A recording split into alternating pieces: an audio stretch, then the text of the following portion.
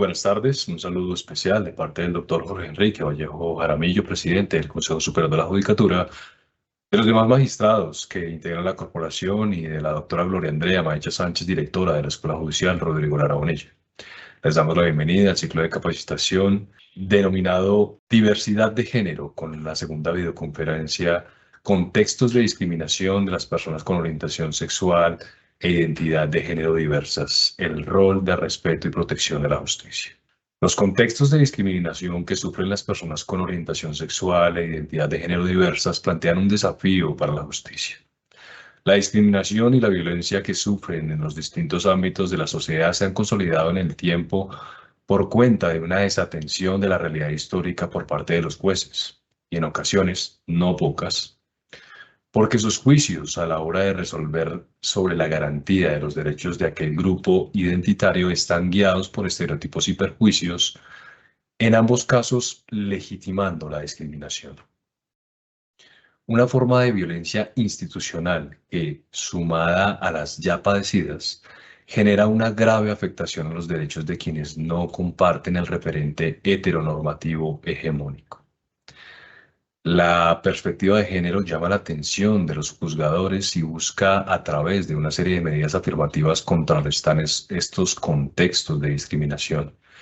El rol de la justicia entonces se torna determinante, ya no para perpetuar esa penosa realidad, sino para desmantelarla. Vamos a abordar algunos temas como los contextos de discriminación que sufren las personas con orientación sexual e identidad de género diversas, la perspectiva de género como herramienta para desmantelar los contextos de discriminación y las principales medidas afirmativas, la protección de los derechos de las personas con orientación sexual e identidad de género diversas y el fundamento para la vigencia del Estado Social de Derecho. Para esta actividad académica tenemos el gusto de contar con el doctor Juan Carlos Clavijo González, actualmente juez civil del circuito, formador de la Escuela Judicial Rodrigo Lara Bonilla, formador en género de la Comisión de Género de la Rama Judicial, integrante de la Comisión Seccional del Género del Tolima, profesor universitario en especialización en módulos de género. Se ha desempeñado como magistrado auxiliar de la Sala de Casación Civil de la Corte Suprema de Justicia y juez de la República.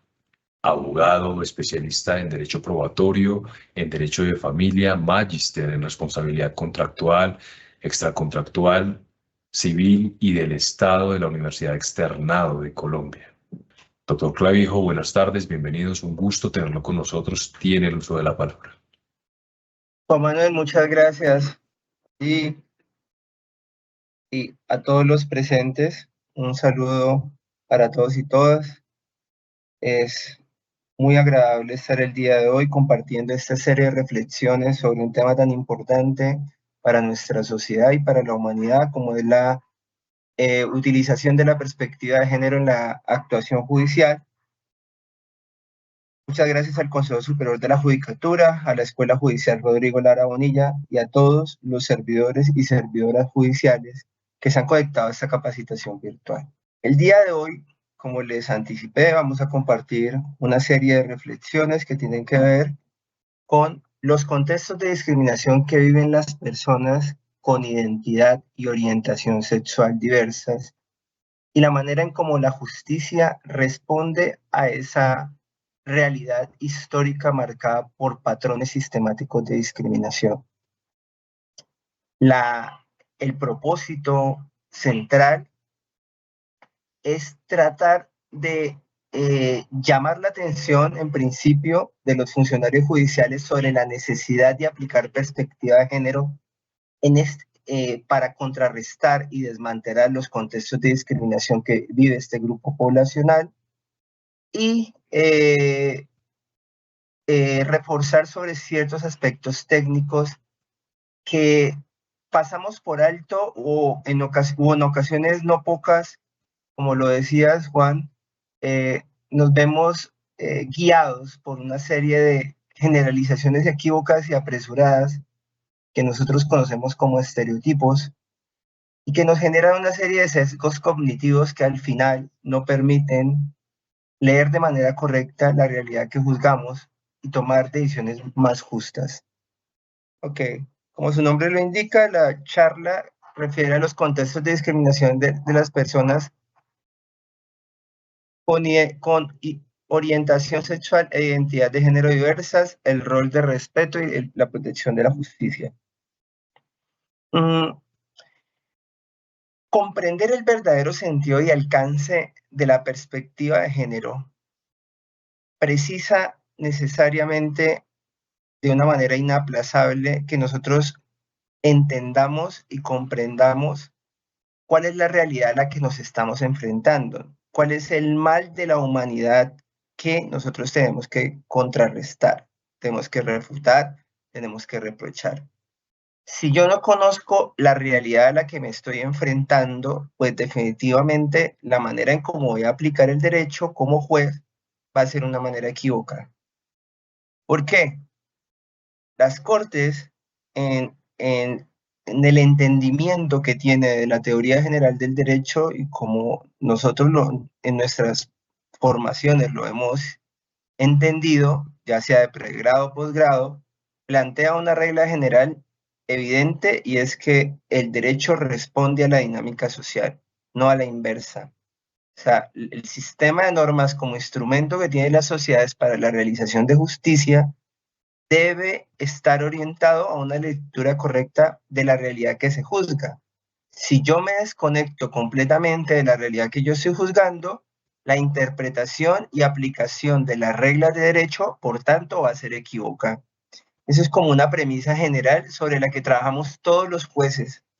Por eso es que lo importante inicialmente es conocer la realidad que está quejando a las personas que son integrantes de este grupo identitario, aquellas que no corresponden ni su orientación ni su identidad con el referente heteronormativo que es el hegemónico y el que ha permanecido por siempre en una forma de naturalización de la manera en que nosotros vemos la sociedad.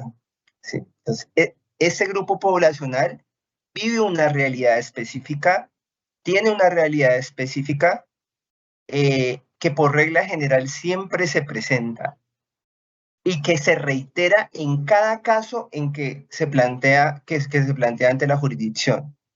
Es decir, cuando nosotros tenemos un caso sometido a nuestra consideración, ese caso muy seguramente, dependiendo de ciertas condiciones, lo que nos da a conocer es que en ese caso se está perpetuando una realidad histórica marcada por unos patrones de discriminación.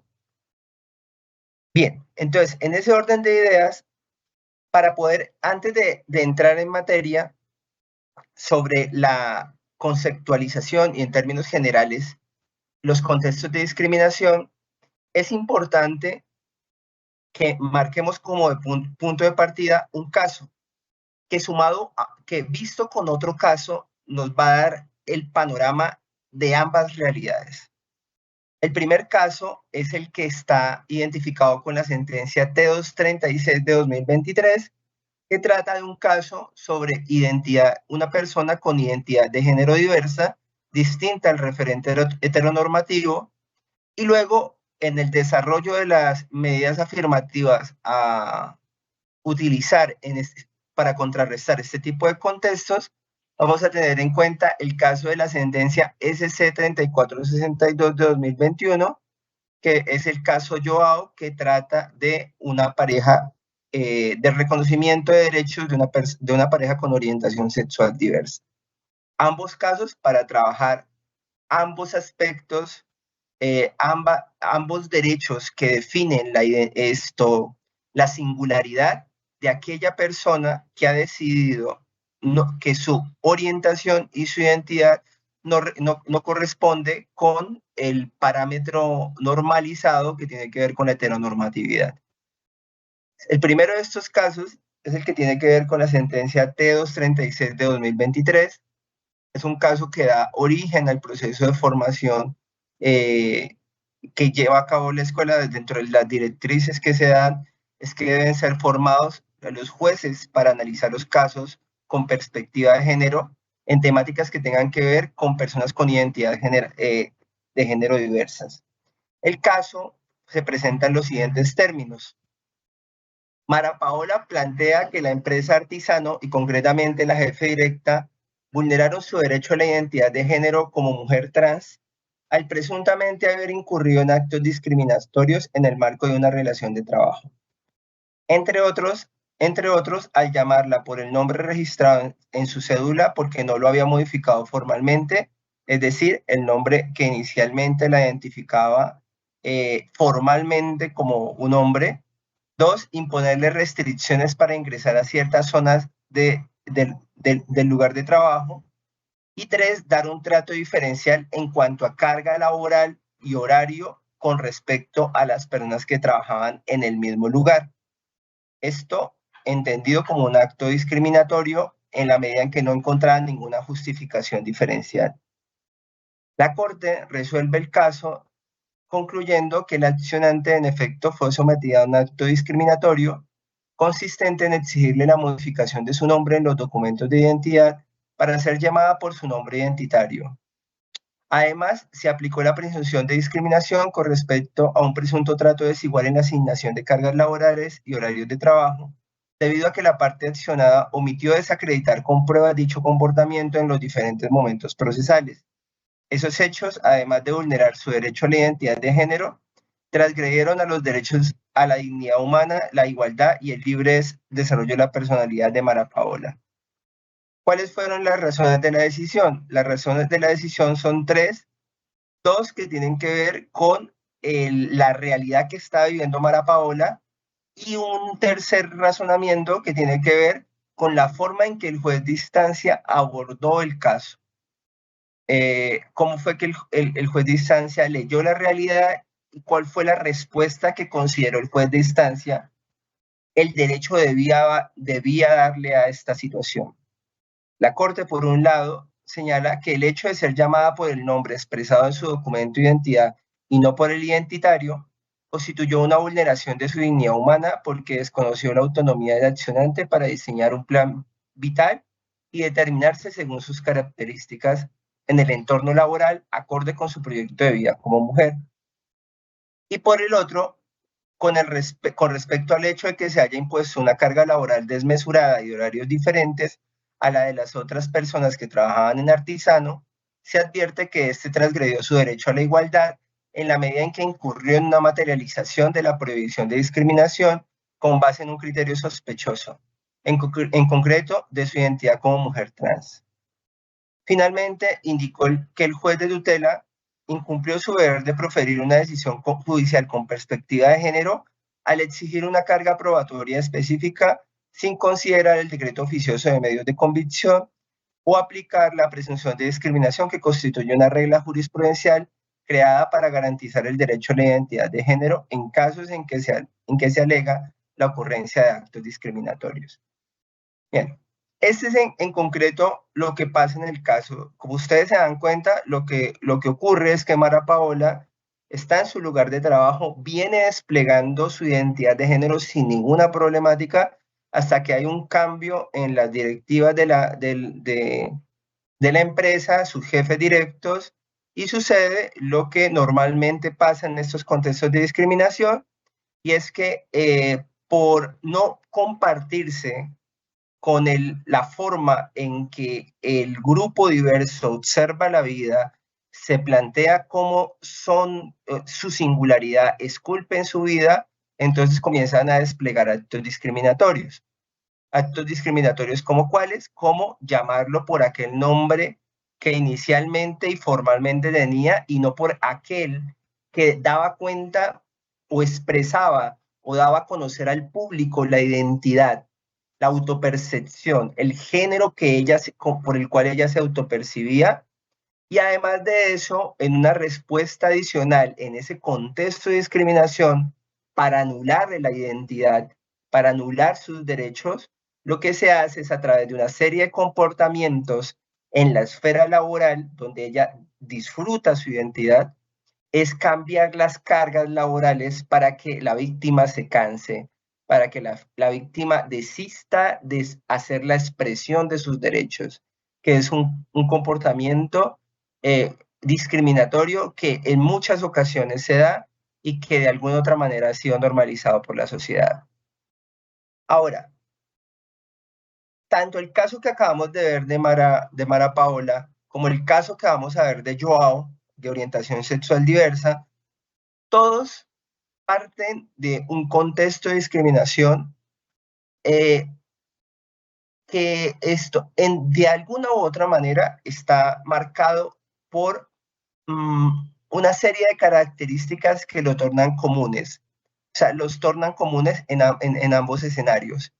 Pero subyace una realidad que vamos a comentar. Los integrantes del grupo identitario, o sea, que se consideran minoría, bueno, y a propósito del concepto de minoría, quiero hacer una advertencia previa, que es una advertencia que normalmente se dan en estas charlas, y es que cualquier tipo de categorización o conceptualización que hagamos no tiene por fin, bajo ninguna consideración, adoptar una perspectiva discriminatoria de las personas con orientación sexual o identidad de género diversas. Solamente se hacen en el marco de explicar los distintos comportamientos que ha tenido la sociedad hasta ahora. Para retomar, entonces tenemos que en la realidad histórica, la realidad que normalmente no vemos los jueces, que la justicia ha desatendido, en esa realidad se presenta una dinámica que es bastante particular. Esta dinámica parte de dos momentos. Un momento interno,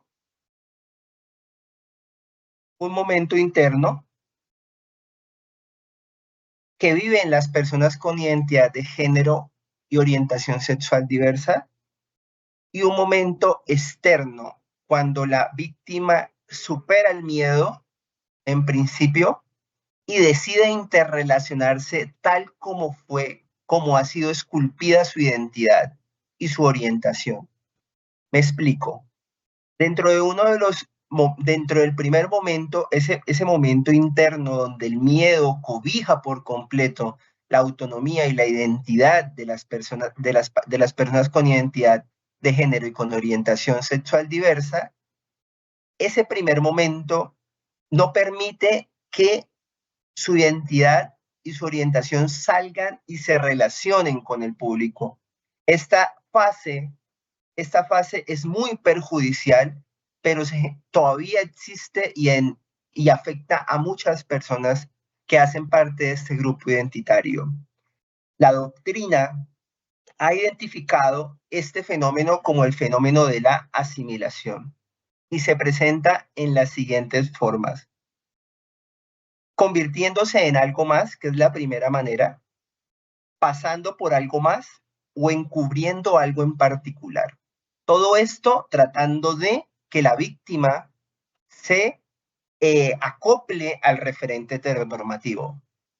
Quiero que me entiendan que en este momento lo que ocurre en la víctima es que para evitar el daño que le produce la discriminación, que le produce la sociedad heteronormativa, lo que hace es asimilarse a ella, encubrir todo lo que ella siente, lo que ella está viviendo, su identidad, su orientación. ¿Por qué? Porque necesita protegerse, tiene miedo a que la sociedad afecte sus derechos. En la primera hipótesis, por ejemplo, cuando una lesbiana, a pesar de sus deseos, decide sostener relaciones exclusivamente con hombres, puede decirse que se convierte en algo que no era originalmente. El segundo, se convierte en algo, puede ocurrir que una mujer lesbiana decida no renunciar a las relaciones con mujeres, pero decide pasar por heterosexual, no comunicándole a nadie el tipo de relaciones que sostiene. Y el tercero, por último, una mujer lesbiana puede encubrir sus relaciones. En este caso, la identidad no se altera ni se esconde, sino que se disimula. En las tres hipótesis que se plantean en el concepto de asimilación, como ustedes se dan cuenta, El propósito es que la sociedad no sepa, no se entere de lo que está viviendo la persona, de su singularidad, de su autonomía, de la forma en que decidió esculpirse sus vivencias. Necesita esconderlo por miedo a lo que está pasando en el exterior. Ese es un primer momento que sufren las personas, las parejas diversas, por ejemplo. El segundo momento es cuando el miedo se supera de alguna manera.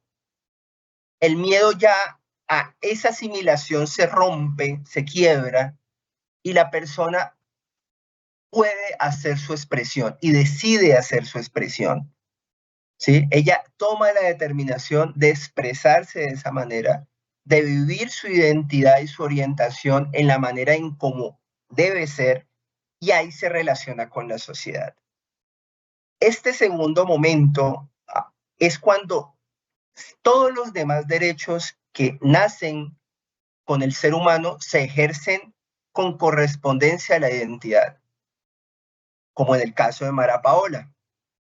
Ella tomó su determinación de hacer pública su identidad. ¿Sí? O sea, ya superó la fase de asimilación y ya expresaba esa forma en que ella se autopercibía en lo que tiene que ver con su identidad de género. En ese momento, cuando entra en interrelación y cuando va en choque con el referente heteronormativo, entra en conflicto, y el referente heteronormativo con las personas que integran y que hacen parte de ese grupo discriminador va a tratar de hacer lo posible para evitar que ella pueda expresar sus derechos. En el caso de Mara Paola, para que ella pudiera desplegar y ejercitar su derecho a tener un trabajo digno y a que se le respetara como la persona que ella era. Como se dan cuenta, las dos dimensiones de la realidad que viven las parejas con orientación sexual e identidad de género diversa muestran un panorama desalentador, porque en ambas hipótesis el miedo genera una anulación de la identidad y de la autonomía que tienen las personas que integran este grupo identitario. En términos generales, este es el contexto de discriminación que viven las parejas diversas. En ese contexto existe un grupo dominante que son las personas que hacen parte del referente heteronormativo, y existe un grupo dominado que son las personas que hacen parte del grupo identitario. De acuerdo con el contexto de discriminación, existe una asimetría, y esa asimetría crea en la sociedad heteronormativa un entendimiento equívoco de que a partir de esa superioridad, de esa distinción de grupos, yo puedo anular la identidad y los derechos y el goce efectivo de las personas que hacen parte del grupo identitario diverso. Entonces, con mis comportamientos, con mis actos, yo lo puedo hacer. Y esto surge, claro, la posibilidad de que yo tenga este poder equívoco, esta creencia que yo puedo anular y determinar la vida de las personas que no hacen parte de mi grupo dominante, está dada por una dinámica perversa que existe en la actualidad, que ha existido por todos los años, pero que en la actualidad vemos como con más claridad. Y es la dinámica que integran los conceptos de estereotipo, de prejuicio y de discriminación. Estos tres conceptos se relacionan, los tres hacen parte de esa dinámica, que son los que fundan a raíz del tiempo, en el transcurso del tiempo, los contextos de discriminación. Vamos a recordar brevemente, conceptualmente, cada uno de estos elementos. El estereotipo hace parte del elemento cognitivo, es el aspecto cognitivo. Son generalizaciones equívocas y apresuradas, a partir de las cuales nosotros, las personas, describimos y prescribimos equívocamente a otras. Es decir, decidimos a partir de esas generalizaciones cómo se deben vestir, por ejemplo, cuáles son sus características y cómo se deben comportar. Esto por cuenta de mi entendimiento de que todas las personas tienen que tener esa correspondencia con mi generalización. Entonces, si yo, por ejemplo, veo que un hombre tiene medias rosadas, automáticamente yo creo, por la descripción que yo tengo dentro del grupo, es que esa persona pertenece a determinado grupo diferente al que mi generalización indica. Entonces, cuando un hombre utiliza medias rosadas, automáticamente lo que yo hago es encasillarlo en el grupo que no pertenece al mío. Entonces, yo hago una descripción equívoca de la persona, pero no solo eso. Si yo, por ejemplo, observo que una persona no es ruda, si una persona no tiene rasgos, comportamientos de proveedor, comportamientos de fuerza, entonces yo automáticamente, igual a raíz de los comportamientos, lo ingreso a un grupo que es diferente a la generalización que yo tengo, que es que mi generalización es del hombre fuerte, del hombre que provee, del hombre que no llora, que el hombre que definitivamente tiene la posibilidad de dictar la vida de los integrantes de su familia, en fin. Esto, por supuesto, son equívocos. ¿Por qué? Porque dentro de mi generalización, yo solamente considero a las mujeres aquellas que reúnen ciertas características y a hombres quienes reúnen ciertas características, en términos generales asociados al concepto binario, al concepto de sexo. Entonces, es femenino si se asocia al concepto de mujer, y es femenino desde el punto de vista de los órganos sexuales, y es masculino si se asocia al género de hombre. Esto implica que yo, desde mi concepción, yo encasillo a las personas, yo las encasillo, pero esto no termina ahí. La generalización, estas generalizaciones equívocas, cuando las personas no corresponden con mis categorizaciones, automáticamente en mi posición de grupo dominante hace que nazca juicios de desvalor, juicios peyorativos, juicios negativos frente a las personas que no pertenecen al grupo tal cual como yo lo tengo identificado en mi mente. Y en esta posibilidad avanzamos al segundo componente, que es el prejuicio, que es ese juicio del valor negativo. Entonces, el gay es raro. ¿Sí? Esta persona es anormal. Entonces, yo no solamente me quedo con una indebida comprensión del mundo porque es un sesgo cognitivo, sino que definitivamente avanzo en ese prejuicio.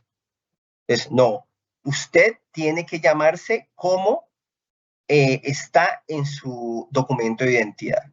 ¿Sí? Yo tengo, ¿por qué? Porque es que eso no está bien visto. ¿Sí? Yo tengo que, de la única manera en que yo lo entiendo usted, comprendo dentro de mi realidad, es que usted, de acuerdo con sus características físicas, se asocie al concepto que yo tengo de hombre o al concepto que yo tengo de mujer. Pero todo esto ocurre en la parte interna del ser humano. El problema está en que esto se externaliza. Y ahí llegamos al tercer elemento, que es el elemento conectivo, que es la discriminación.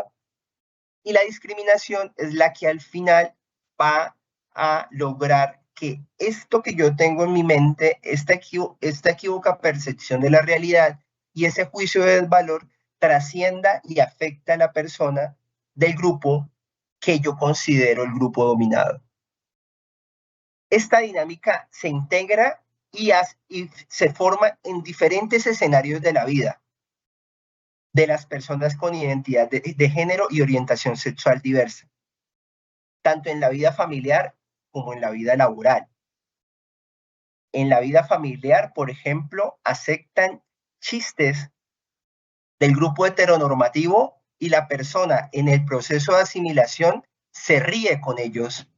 para que no se den cuenta de que ella hace parte del grupo dominado, pero en el interior llora y sufre porque saben que con esos chistes están anulando su identidad, están anulando su autonomía, le están diciendo que la forma en que se esculpió es una forma que no es conforme a lo normal.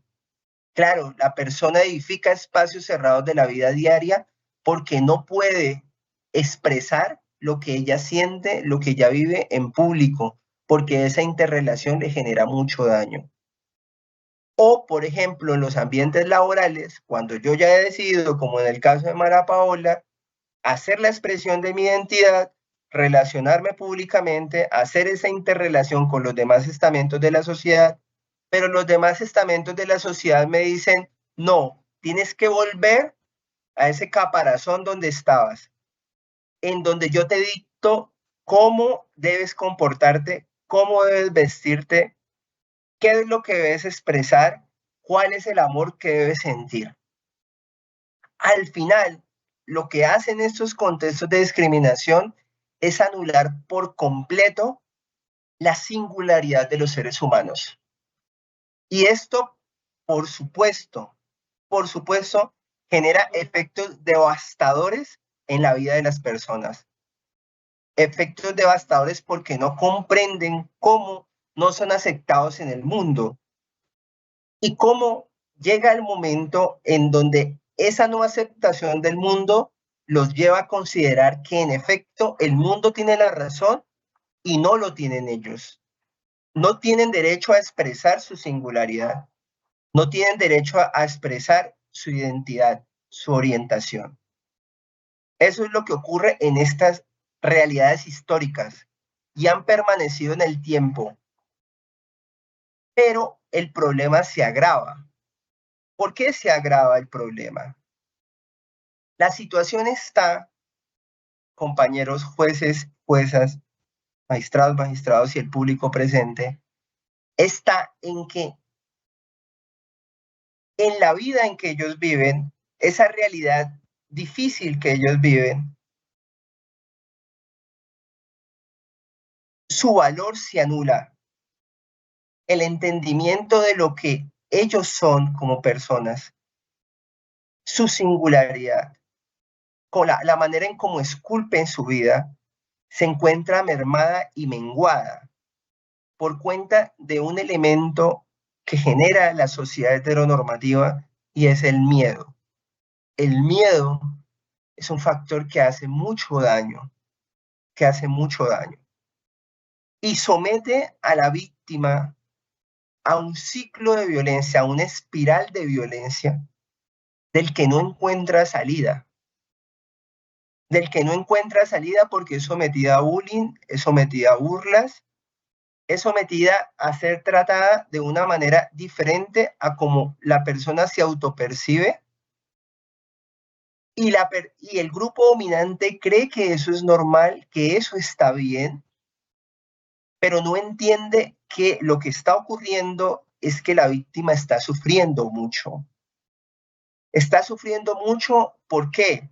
Porque no se le respeta la manera en cómo decidió construir su vida y porque no puede realizar su proyecto de vida, ni individual, ni familiar, de ninguna manera, porque esa sociedad que está afuera oprime y no permite que eso se deje, que eso se desarrolle. Entonces, trata de encontrar una salida, trata de buscar en un estamento de la sociedad alguien que haga valer ese derecho. Algún estamento de la sociedad que pueda resguardarlos, que pueda protegerlos. Y sin duda hay un estamento que está llamado en la sociedad, hay una institución que está llamada en la sociedad a que resguarde la identidad y la orientación sexual diversa. Y ese estamento es la justicia. El problema está en que ese estamento llamado a hacer la luz, a hacer la salida en los contextos de discriminación, no lo está haciendo. Y de esa manera la justicia está perpetuando y consolidando los contextos de discriminación estructural. ¿Qué hace la justicia? Toma dos decisiones, puede tomar dos actitudes. Una, no atiende esos reclamos. En teoría parecería que sí está respondiendo a los reclamos judiciales, pero definitivamente no está leyendo la realidad que precede el conflicto que se le está presentando. Entonces se entiende que está haciendo bien su trabajo, pero a la postre, en realidad, a través de una mirada neutra del conflicto, de lo que nosotros conocemos como discriminación indirecta, lo que está haciendo es perpetuando el contexto de discriminación, como en el caso que vamos a ver a continuación, el caso de Joao. O definitivamente, a través, guiados por estereotipos y prejuicios, ellos mismos, nosotros mismos, los jueces, quienes estamos encargados de decidir los conflictos, resolvemos con base en esos estereotipos, resolvemos con base en esos prejuicios, que es lo que conocemos como una discriminación directa. Al final, lo que ocurre es que la justicia se está consolidando como una violencia adicional que cierra el espiral, que refuerza la violencia que viven las parejas diversas. Y es lo que la Corte Constitucional ha identificado como la violencia institucional, una nueva forma de violencia que definitivamente termina anulando la posibilidad de que las personas con identidad de género y orientación sexual diversa puedan no solamente autopercibirse como son, ¿sí?, como ellas desean ser, sino además permitirle que esa identidad que han definido como tal, que han definido durante su vida, la puedan vivir como quieran y expresarla como quieran y tener relaciones con los demás grupos integrantes de su grupo identitario como así lo deseen. Cierra el ciclo de violencia y definitivamente estas personas no tienen salida, los miembros del grupo identitario. O tal vez sí. El suicidio, en ocasiones el feminicidio y en otras, no pocas, el vivir toda su vida en esos espacios cerrados, sufriendo y con miedo ante la violencia y la discriminación que ejerce la sociedad heteronormativa. Esta situación nos llama a la reflexión y es, ¿cuál es el rol de la justicia frente a los contextos de discriminación? Sí, vamos a ser parte del problema o sin duda vamos a actuar como las cortes nos lo piden, siendo la solución. ¿Y cómo se hace y cómo somos parte de la solución? Aplicando justicia con perspectiva de género. La única manera en que podemos desmantelar los contextos de discriminación estructural y poder generar las condiciones para que las personas que hacen parte de los grupos diversos puedan generar las condiciones para que puedan desarrollar sus derechos con plena autonomía, libres de temor, es que apliquemos la justicia con perspectiva de género. ¿Qué significa aplicar justicia con perspectiva de género? La perspectiva de género es la herramienta más importante en la lucha contra los contextos de discriminación estructural. Está fundada en un principio de jus cogens, de derecho universal, de derecho supranacional, que implica que no puede ser derogado por ninguna norma, sino por una más favorable. Y este principio es el de igualdad y no discriminación. Sobre la base de este principio, funda todos los estados democráticos. Y la perspectiva de género lo que nos va a permitir es trabajar en dos ámbitos. El primero, le va a decir al juez, deténgase. Detrás de ese conflicto, que usted en principio mira otro, como si la persona que acudiera a la justicia está en igualdad de condiciones con la persona con la que se enfrenta, detrás de ese conflicto existe un contexto de discriminación estructural que sitúa a la víctima en una posición de inferioridad, que su vida ha sido anulada, que su vida ha sido afectada y que necesariamente implica su deber, y es en el segundo ámbito de adoptar medidas afirmativas para contrarrestar el contexto de discriminación. Por supuesto, el propósito de la perspectiva de género nunca será subvalorar, subvertir, desfigurar la realidad. Ni siquiera que la víctima de estos contextos gane por el solo hecho de ser víctima de estos contextos. No. El propósito central de la perspectiva de género es que las víctimas de los contextos de discriminación en género, como de los cuales hacen parte las personas con identidad de género y orientación sexual diversa, puedan ejercer sus derechos y el acceso a la justicia con plena autonomía y libre de temor. Y un segundo componente, y es ayudar al razonamiento probatorio.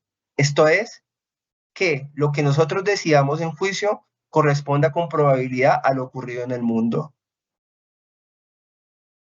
De un lado, por ejemplo, podemos tomar medidas, y esto nos lleva a nuestra segunda parte de la charla, y es respecto de las medidas que se pueden, el segundo componente de la segunda temática de la charla, y es las medidas que se deben adoptar. Han sido dos medidas centrales. Hay varias medidas que han sido identificadas por la jurisprudencia, pero han sido dos medidas centrales las que se han adoptado. Ambas medidas tienen que ver con el ámbito probatorio. Y es la posibilidad, en primer lugar, en los casos de cuando los derechos de las personas con identidad de género diversas u orientación sexual diversa se despliegan en otros ámbitos, como por ejemplo el laboral, utilizar las famosas presunciones de discriminación,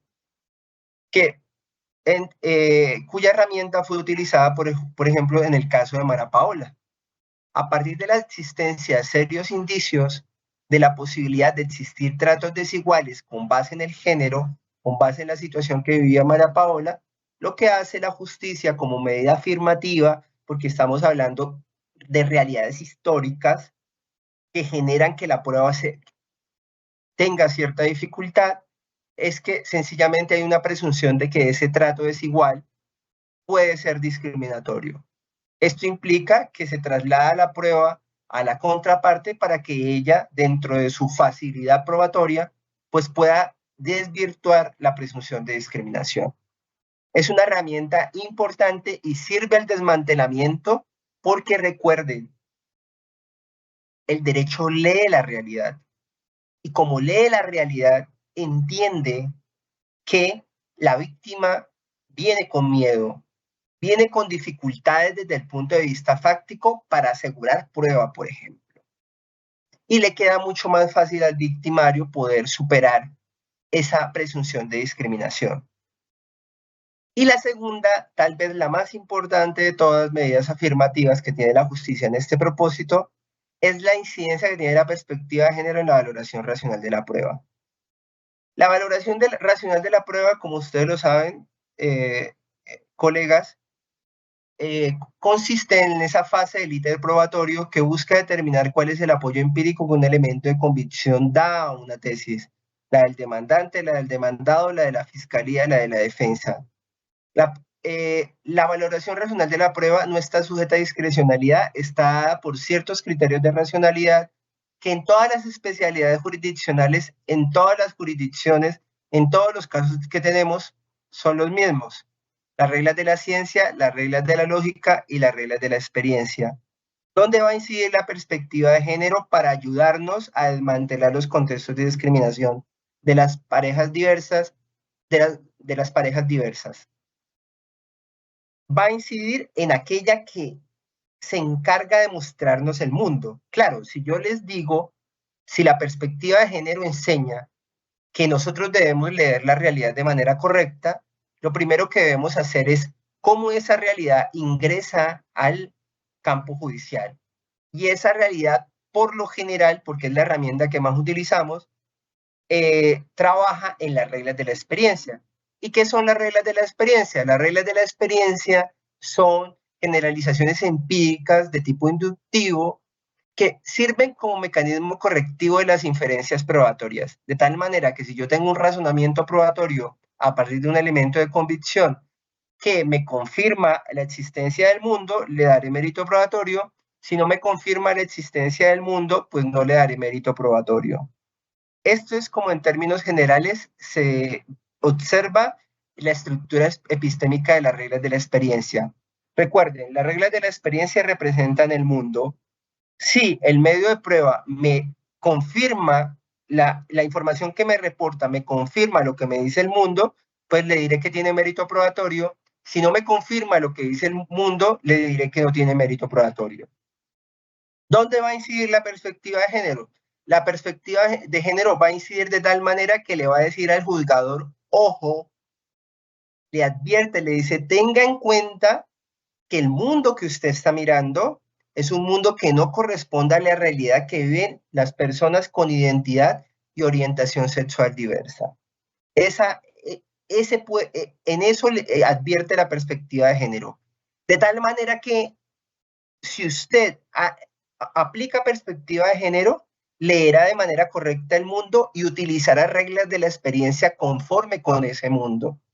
De lo contrario, si usted elige reglas de la experiencia que son contrarias a ese mundo, muy seguramente le quitará mérito probatorio a elementos de convicción que sí lo tenían y se lo dará a elementos de convicción que no lo tenían. Para poder explicar esta incidencia de la perspectiva de género, vamos a trabajar el caso de Joao. Joao era una persona que vivía en Barranquilla, hacía parte del grupo identitario con una orientación sexual diversa y se desplaza hacia Bogotá, en donde conoce a Carlos Abril. Con Carlos Abril sostienen una relación de afecto, de amor, una comunidad de vida permanente y singular. Pero Carlos y Joao acuerdan que su relación de pareja se va a desarrollar en espacios cerrados de la vida diaria, el proceso de asimilación, recuerden, con el fin de huir a la discriminación que le generaba la sociedad y la familia. En el entretanto, Carlos y Joao adquieren un inmueble, pero el inmueble está a nombre de Carlos y Carlos fallece. Joao inicia el proceso de reconocimiento de la declaración de existencia de la unión marital de hecho y la sociedad patrimonial entre compañeros permanentes. Y en esa ocasión, pues, como ustedes saben, en ese tipo de casos se enfrentan dos grupos, dos grupos de testigos, el grupo de testigos que apoya la tesis de la pareja diversa y el grupo de testigos que apoya la tesis de la familia o de la sociedad. Entonces, están enfrentados. Es el momento. Entonces, Joao ha decidido ejercer su derecho y ha reclamado de la justicia que le proteja su orientación sexual diversa y la familia que fundó a partir de esa manera en cómo ha decidido construyó su vida con Carlos. El juez de primera instancia le niega el derecho y el juez de segunda instancia le niega el derecho también.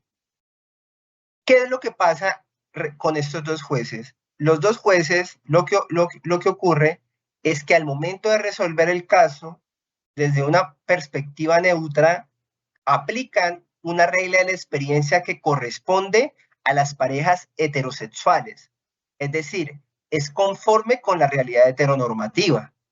Esta regla de la experiencia enseña que la vida familiar, las relaciones de afecto y cariño entre las parejas se manifiestan públicamente en el ámbito familiar de los compañeros y en la sociedad, se manifiestan públicamente en el ámbito familiar de los compañeros y en la sociedad.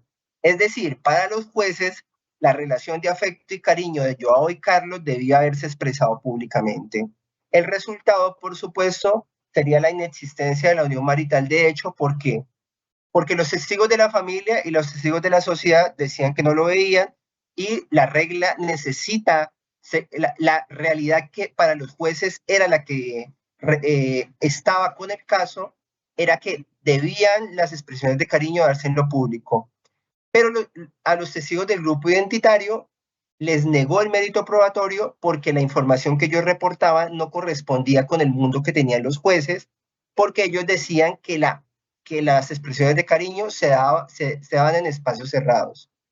La Corte, ¿qué hace? La Corte llega, ingresa al caso, lo analiza, y luego de hacer el estudio de los contextos de discriminación, concluye que lo que ocurrió es que los jueces habían ejercido discriminación indirecta porque no se estaban dando cuenta de la realidad que estaban juzgando.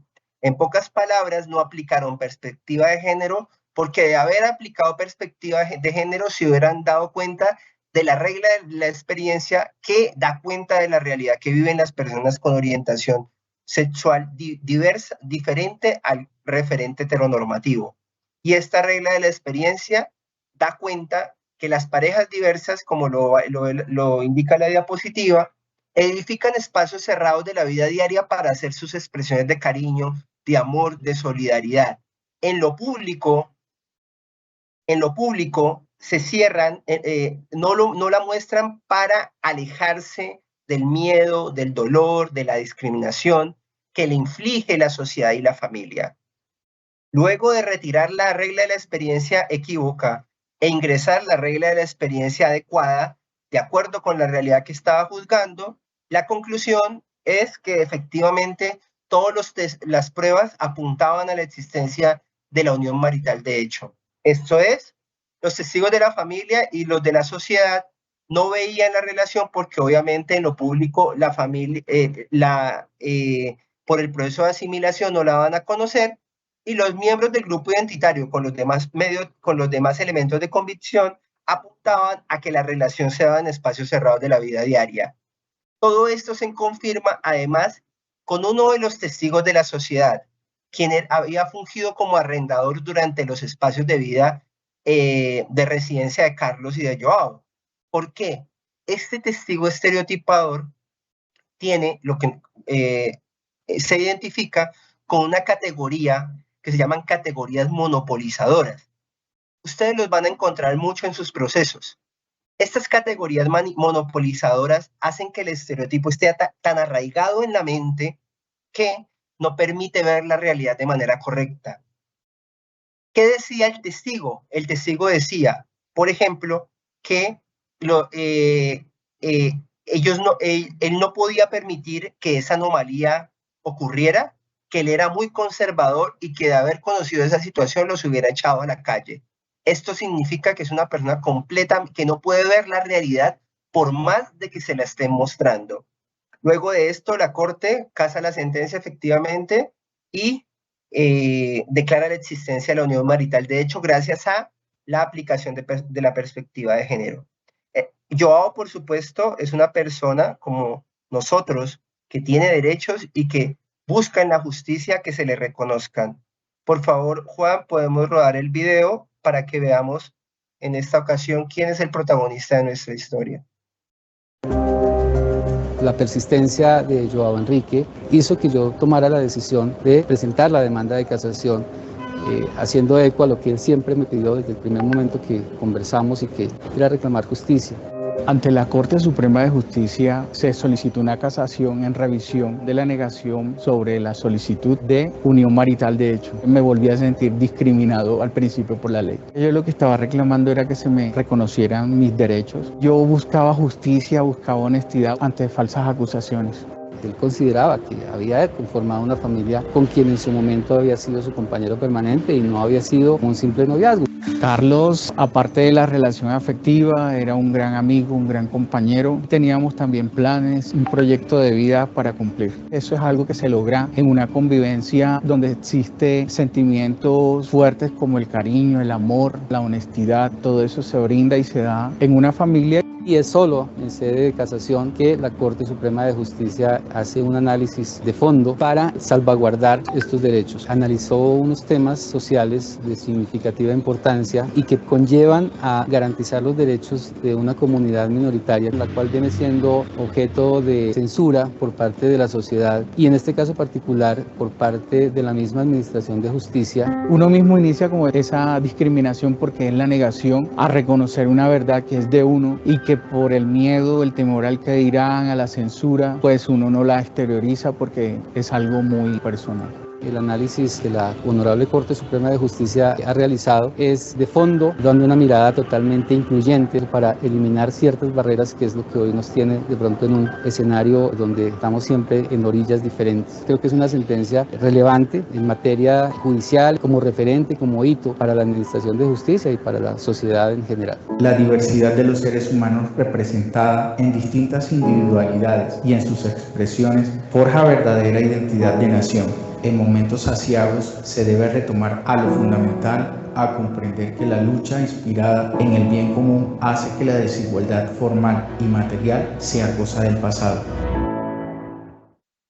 Bien, como ustedes se dan cuenta, los casos de Mara Paola y los casos de Joao, cada uno en sus ámbitos correspondientes, nos enseñan cuál es el impacto que genera el dictar decisiones con perspectiva de género, que el proceso judicial tenga ese enfoque y que definitivamente al final, en algún momento de nuestra historia que esperamos que no sea tan lejano, la justicia ayude a lograr el desmantelamiento por completo de los contextos de discriminación estructural que viven las personas con identidad de género y orientación sexual diversas.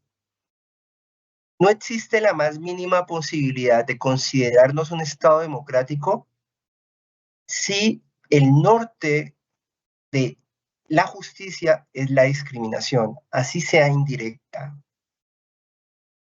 No es posible, no es aceptable que en un mundo de oscuridad la justicia no pueda ser la salida de las personas que sufren estos contextos de discriminación, estas realidades marcadas por estos patrones sistemáticos de desigualdad. La posibilidad de que este Estado de Derecho se considere Estado de Derecho necesariamente está dada porque el principio de igualdad y no discriminación lo respetemos a cabalidad. Todas las personas, todos, absolutamente todos los seres humanos, tienen un valor inconmensurable. Y si nosotros no los protegemos con nuestras decisiones, si nosotros no hacemos respetar sus vivencias, la forma en que han decidido construirse, la forma en que han decidido expresarse, no solamente es un daño irreparable para la víctima, sino que es un daño a la humanidad, porque cada una de estas personas tienen un gran aporte que darle a nuestra sociedad. No sabemos que el niño que tiene una orientación sexual diversa y decide quitarse la vida por el bullying que le hace la sociedad heteronormativa, sea el próximo investigador que descubre la cura contra el cáncer, o que sea uno de los mejores líderes que nos llevan a la paz en la humanidad. Entonces, cada vez que quitamos la oportunidad y ayudamos a mantener estos contextos de discriminación, lo que estamos haciendo es hacerle un daño a la víctima y a la sociedad, un daño que siempre va a ser irreparable. Por eso es que la lucha es frontal, totalizadora e integral, para que estos contextos no sigan avanzando y nosotros como justicia ayudemos en ese propósito. Les agradezco mucho, esas son las reflexiones que queríamos compartir el día de hoy por parte de la escuela. Mil gracias, doctor. Vamos con las preguntas. La primera es, ¿cuáles son los principales factores que han determinado los contextos de discriminación que sufren las personas con orientación sexual e identidad de género diversas? Estos factores se llaman factores situacionales. Los factores situacionales son factores que han consolidado en el tiempo la discriminación, los contextos de discriminación histórica. Los factores son la familia, la sociedad, la religión, pero el factor de todos los factores, el factor que más ha consolidado los contextos de discriminación, es decir, el factor que más ha ayudado a su perpetuación, a su consolidación, es el derecho y la justicia. Nosotros los jueces y el derecho hemos sido utilizados como herramientas para consolidar los contextos de discriminación. Esto lo dijo la Corte Suprema de Justicia en la sentencia CC-3462 de 2021. Nos dijo, ustedes han sido un gran aporte en el problema y ustedes deben ser, por tales razones, un gran aporte en la solución. Entonces, es eso. Desgraciadamente, nuestra labor no ha sido la adecuada, pero por fortuna, por el trabajo de las cortes, de la escuela en este proceso de formación, el propósito es que ayudemos ya a desmantelar estos contextos de discriminación. Perfecto, doctor. Continuamos con la segunda pregunta. ¿Cuál es el impacto que genera en la sociedad que se aplique la perspectiva de género en casos en los que las personas con orientación sexual e identidad de género diversa? Bien, esto en la sociedad de alguna manera lo que nosotros decidimos es entendido como lo que está bien y lo que está mal, ¿sí? Es cuando un juez dicta una decisión, por ejemplo, en el caso de Joao, no le reconoció los derechos patrimoniales que tenía en su familia, que había sostenido con Carlos. Joao entiende y los miembros del grupo identitario entienden que no tienen derecho.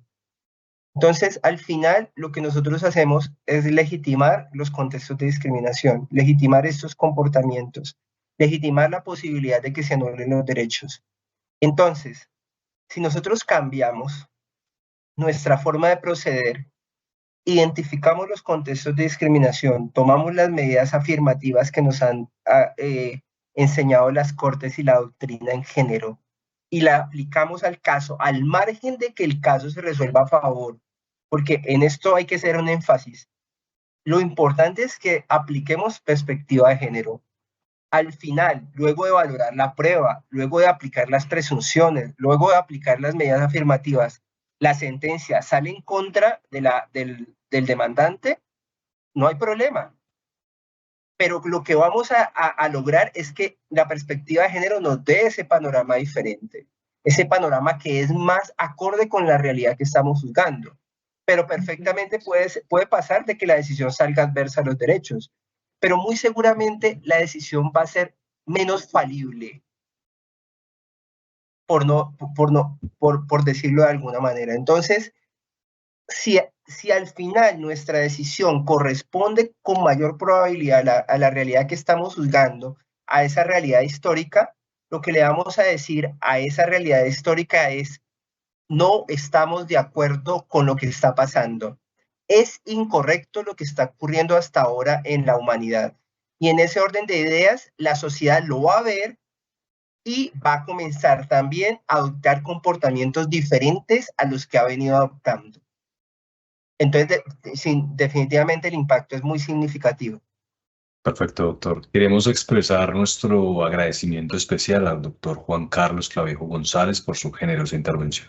Muchas gracias a todos. Un buen día. Que esté muy bien. Mil gracias, doctor.